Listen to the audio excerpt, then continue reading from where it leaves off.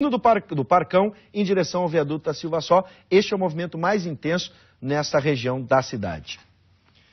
Um projeto de lei do senador Renan Calheiros prevê que servidores públicos e membros do Judiciário e do Ministério Público possam ser punidos caso sejam determinadas prisões, fora das hipóteses legais.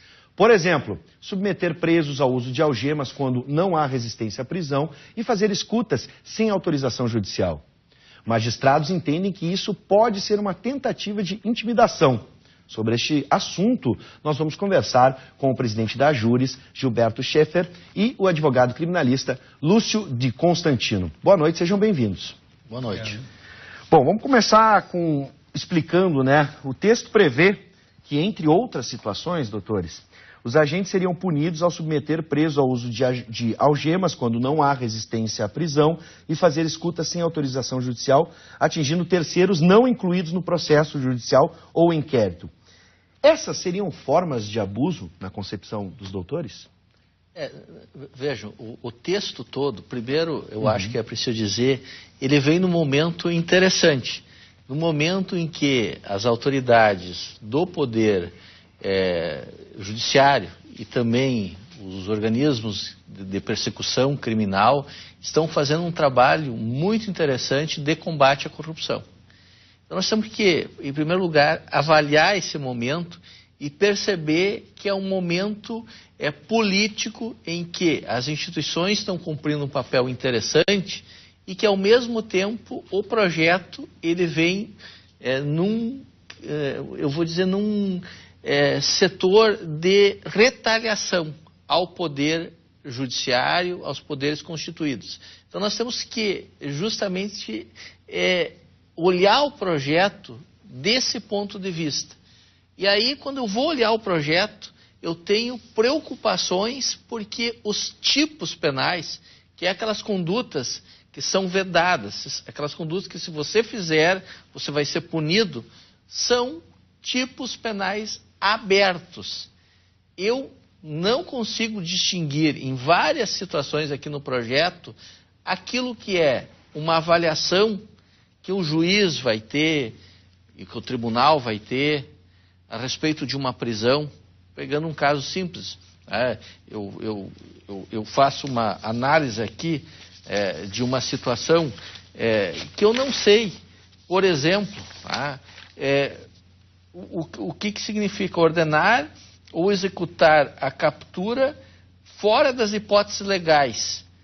Mas quando eu avalio uma hipótese legal, eu, juiz de primeiro grau, entendo que ocorreu a hipótese e o tribunal tem entendimento diferente, ou quando eu, autoridade policial, estou fazendo a avaliação e o magistrado tem uma avaliação diferente. Então é preciso esclarecer essas situações. E todo esse projeto ele é vazado de tipos abertos que não permitem dimensionar aquilo que ocorre de má fé, por dolo e por abuso. Então ele tem que ser aprimorado. E aí, vejo, a preocupação, ele está sendo feito de forma afobada, não ouvindo todos os interessados. Num momento em que ele busca dar uma resposta de setores que se sentem incomodados com a atuação do Poder Judiciário. Bom, repasso agora para o doutor Constantino, e tivemos ali 3 aspectos que eu vou citar da primeira fala do doutor Schaeffer. É o seguinte: contextualizar o que está acontecendo agora, nesse exato momento do país, essas questões que ficam em aberto e não são claras, né? E se realmente a gente em determinado momento, com tudo que aconteceu no processo político, por exemplo, do impeachment, no processo de impeachment da presidente Dilma Rousseff, e em outros momentos com a participação do juiz Sérgio Moro, parecia que estava se estabelecendo até mesmo um combate, uma guerra entre os poderes. Dá para a gente interpretar assim, dessa forma? Na verdade, eu penso o seguinte: tem 3 aspectos que demonstram que este projeto de lei é inoportuno. É um aspecto moral, um aspecto temporal e um aspecto jurídico. O aspecto moral, primeiro, esse projeto vem das mãos do presidente Renan Calheiros. O Renan Calheiros é aquele que em 2007 renunciou à presidência do Senado, envolvido naquilo que se chamou Renan Gate, onde havia uma acusação de que empresas pagariam valores para a mãe do filho dele. Então, veja, é interessante esse aspecto, e eu destaco bem isso, porque agora, recentemente, um delator, Sérgio Machado, faz uma referência de que ele se apropriou de milhões, ele e Renan Calheiros, milhões de reais. Então é interessante que esta pessoa, quem recentemente a Procuradoria pediu a prisão, Renan Calheiros, desarquiva um projeto de lei que vem contra hoje o interesse básico de uma operação chamada Lava Jato, que tem colocado a nu toda esta grave questão que é a crise política brasileira.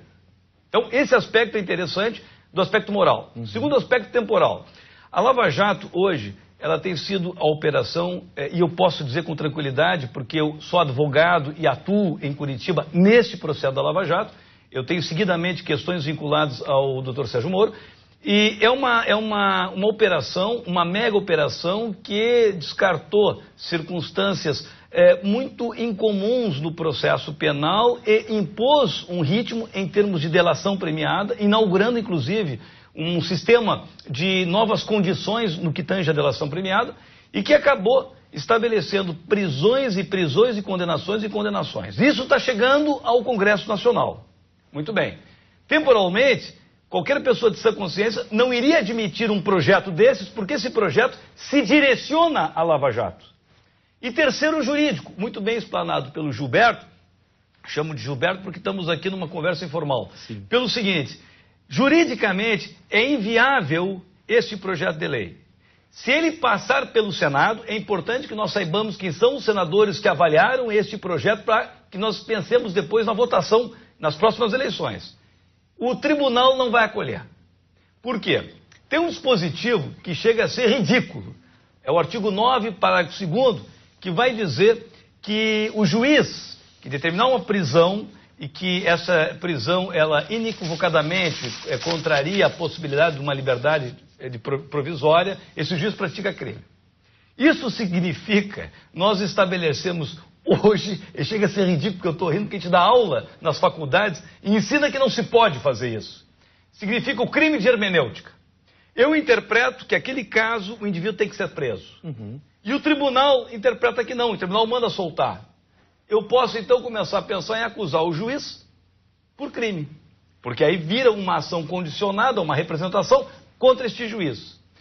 Imagina uma situação onde o juiz não tem liberdade jurisdicional, não tem liberdade de pensar, de interpretar. É isso que o projeto estabelece.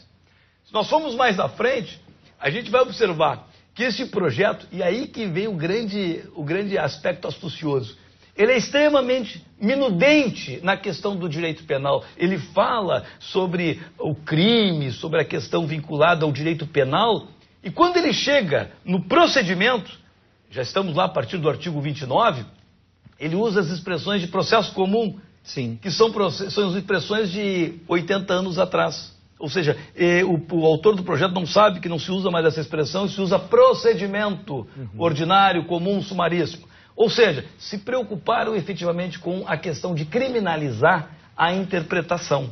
E isto é próprio de quem tem medo de uma eventual responsabilidade ao posterior. Por quê? Garanto, se este projeto fosse aceito, aprovado, chancelado, e o tribunal também chancelasse, porque eu tenho absoluta certeza, pelas cabeças que nós temos hoje no STF, nós não admitiríamos um chancelamento nesta envergadura da hermenêutica. Estou chamando a atenção porque lá no STF nós temos pessoas como Gilmar Mendes, que pensa em alemão, que pensa em hermenêutica. Nós temos pessoas, não falo no Toffoli, falo de pessoas que realmente têm um destaque na doutrina, no aspecto de jurisprudência.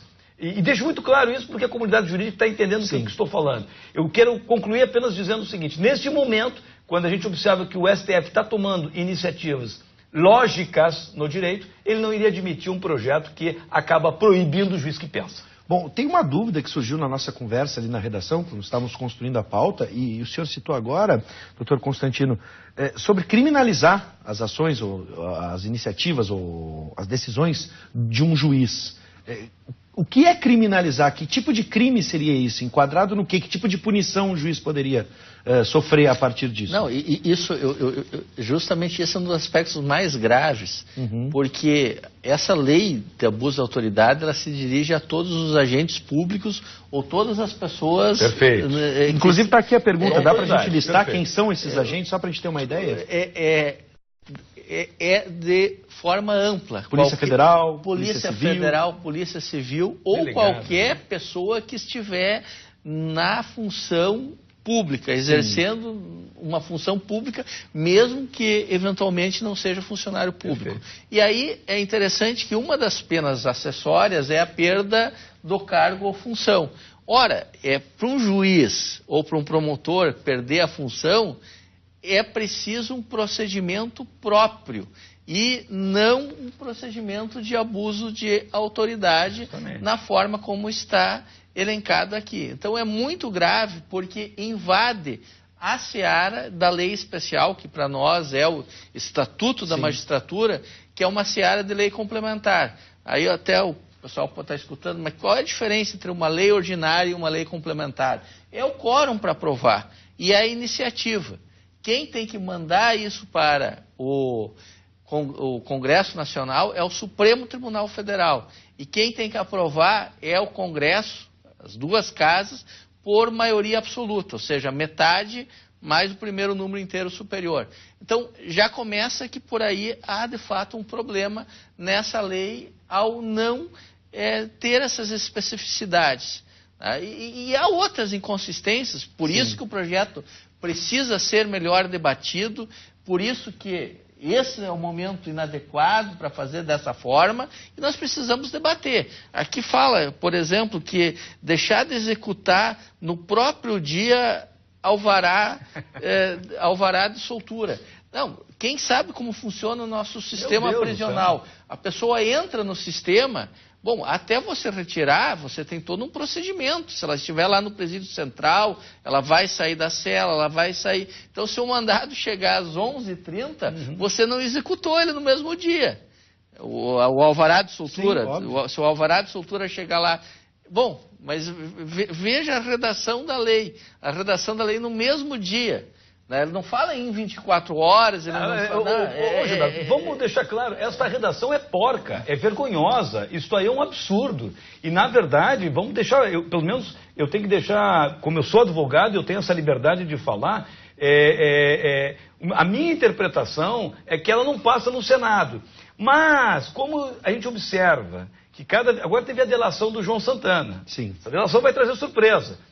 Anotem, em 2 meses... teremos buscas e apreensões e prisões, porque agora eles estão buscando elementos.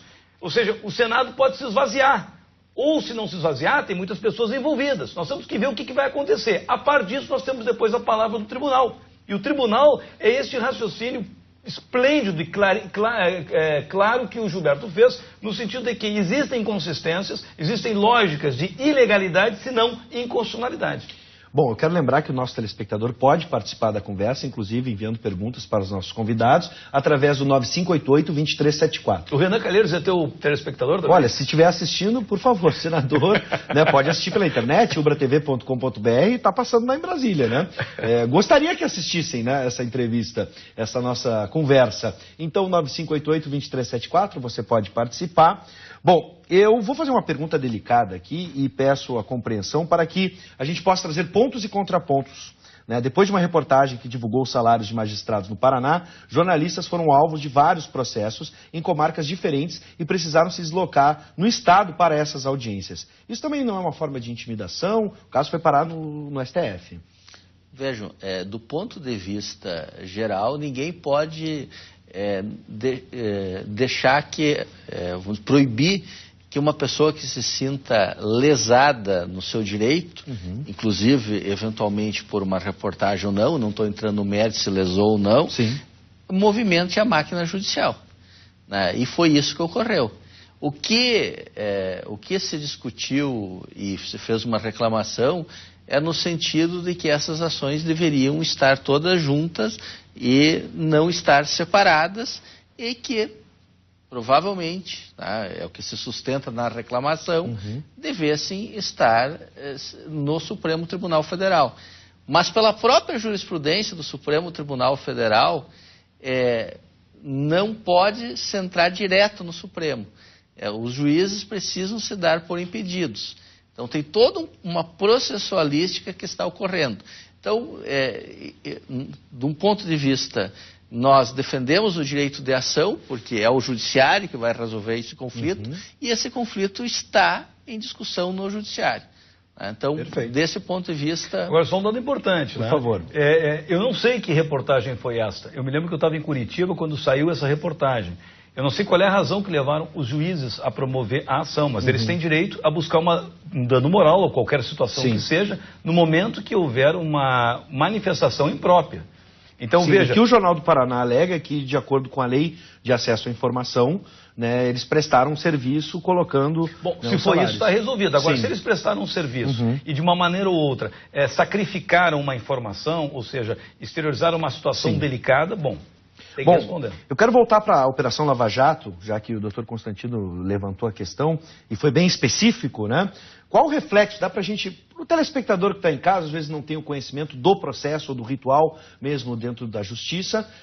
O que isso, né? O reflexo desta lei que poderia afetar, por exemplo, na Operação Lava Jato? Vai ter um problema muito sério, porque tem um dispositivo, se não me engano, é o 13º, o 13º artigo, que faz uma referência que em constrangeiro sob ameaça de prisão alguém a assumir uma responsabilidade. Né? Quem lê aquele dispositivo pode interpretar alguma coisa simples. É lógico, não pode alguém constranger um outro, vou te prender se não disser isto.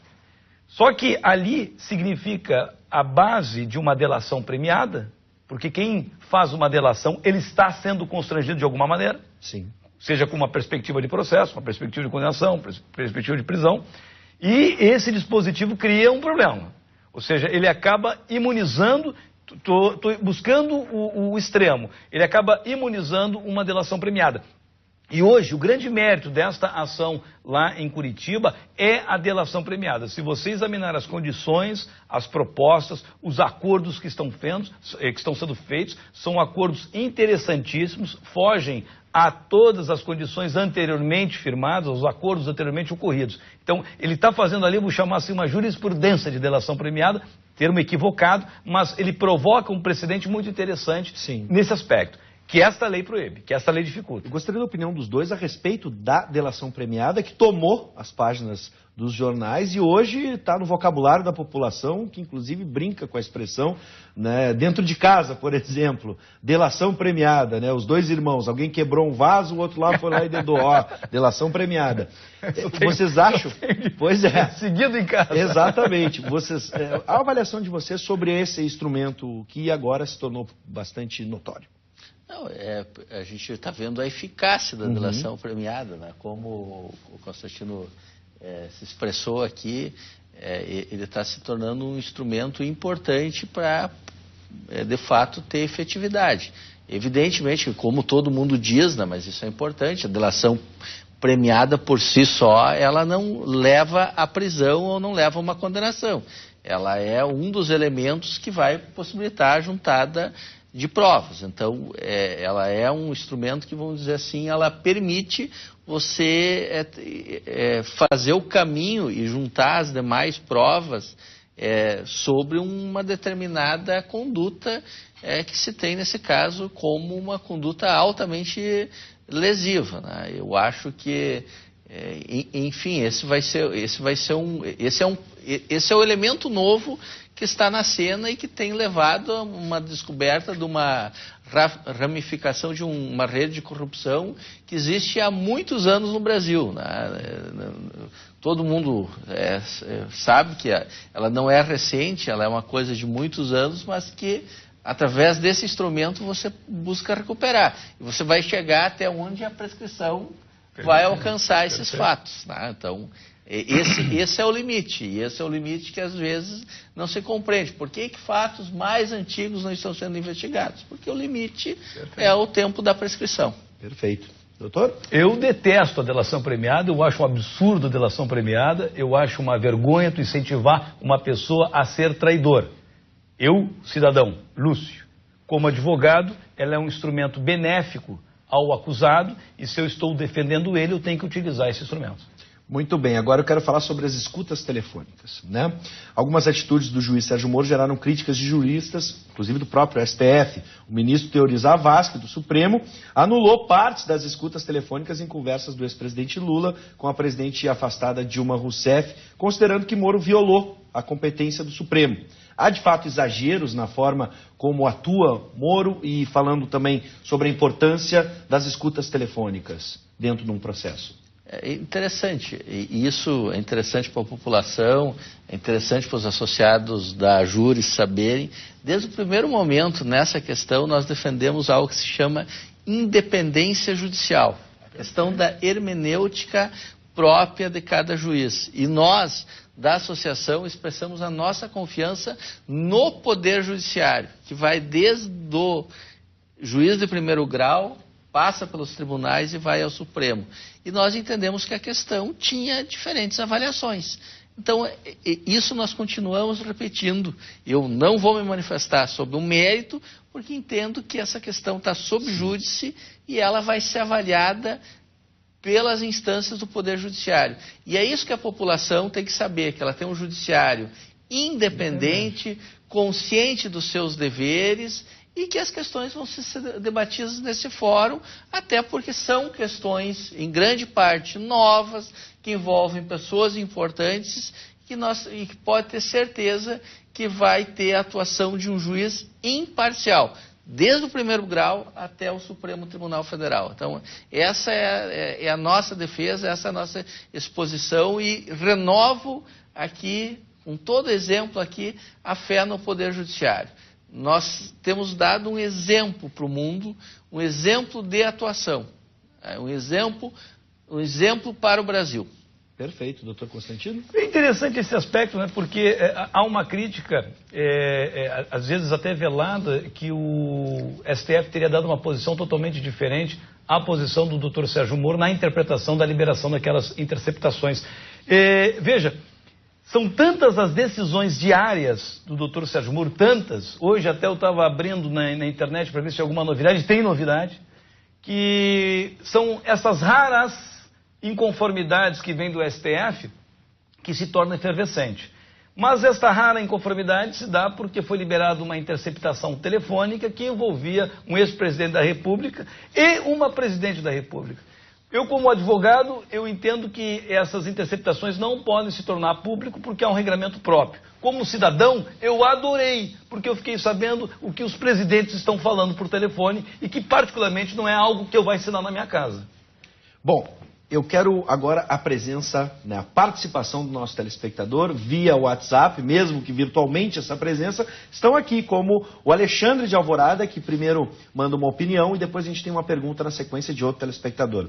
Bom, o Alexandre diz o seguinte: não tenho conhecimento profundo do projeto, porém, impondo sanções a estes profissionais seria uma forma de controlar suas ações, pois são humanos e, por conseguinte, falhos. Contudo, merece um debate mais amplo, justamente para evitar segundas intenções em sua aplicação. Essa é a opinião do Alexandre. Mas o Alexandre já tem controle do judiciário, já tem regramento, tem uma lei, a LOMAN tem regramentos com relação a isso, não está bangu, não está solto. O que estão buscando fazer é criar uma censura maior para inviabilizar as decisões. Perfeito, quer completar? Não, eu queria concordar com o Alexandre. Sim. Também. A ideia é, nós precisamos de um debate sério, profundo, justamente Perfeito. Porque é uma lei que vai permanecer. A lei atual de abuso de autoridade, ela é muito antiga, ela é de 1965, ela merece uma revisão, sim, mas não dessa forma como está se propondo aqui. Sim. Então precisa, sim, pelos novos critérios, e justamente o que nós precisamos escapar? É dos tipos que são abertos. O que é um tipo aberto? É aquilo que eu não sei direito. Se ferir a lei. Mas eu quero saber uma diferença de quando eu estou avaliando aquilo que eu vou chamar aqui provisoriamente aquilo que é discricionário, que eu posso avaliar o fato, entender ele como mais grave, aquela prisão como necessária, posso enquadrar o fato num tipo, dizer, olha, o que ele fez foi isso e por isso merece cadeia, né? E veja, as coisas passam por um debate, e às vezes um debate profundo, só para pegar aqui para o cidadão aqui pensar o que estou falando. O caso da Boate Kiss, há quem diga que eles deveriam ser processados por crime culposo, né? Outros, e o juiz pronunciou, está dizendo que há a possibilidade de ter ocorrido dolo, né? Ou seja, que teve intenção. Então, bom, vejam, esse enquadramento, isso não pode, naquele momento da prisão, isso não pode ser considerado contra o juiz que prolatou. Então, esse tipo de questão, que é o que nós chamamos de crime de interpretação, de hermenêutica, isso tem que ser esclarecido, isso não pode ser possível que você puna um juiz por isso. E mais, aqui há outro fato aqui que é extremamente interessante, é você começar uma persecução criminal sem justa causa.